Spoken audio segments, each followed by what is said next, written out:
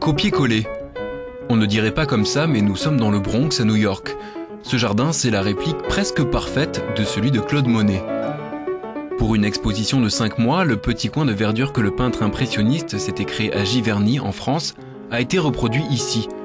Une initiative extraordinaire.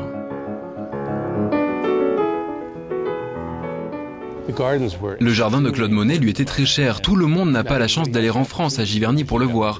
Alors nous l'avons recréé ici, dans le Bronx. Giverny se situe à 45 km au nord-ouest de Paris.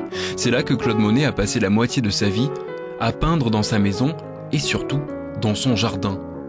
Un jardin qui attire plus de 500 000 visiteurs chaque année qui découvrent ici la plus grande source d'inspiration de l'impressionniste. Un jardin qui est l'œuvre du peintre qui a planté lui-même ses fleurs. Il en a choisi les formes, les tailles, les couleurs, comme on peint un tableau.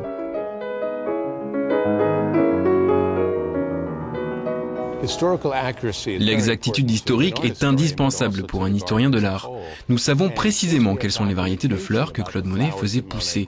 Donc nous avons voulu exactement les mêmes, elles ont été plantées sous serre, ici dans le Bronx.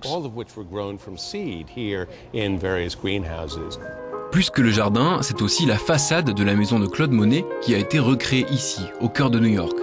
Une œuvre du décorateur de théâtre américain Scott Park. C'est comme si on voyait ce qu'il a vu lui-même. Bon, je suis pas un artiste ou quoi que ce soit, mais c'est beau de voir ce jardin que Claude Monet a créé et de voir que c'est une véritable œuvre au même titre que ses peintures.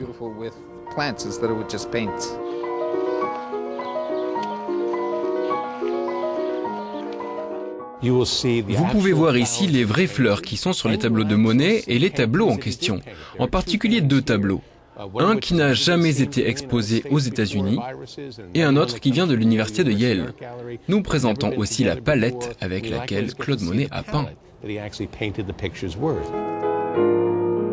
Un petit bout de Normandie dans le Bronx, c'est jusqu'au 21 octobre 2012.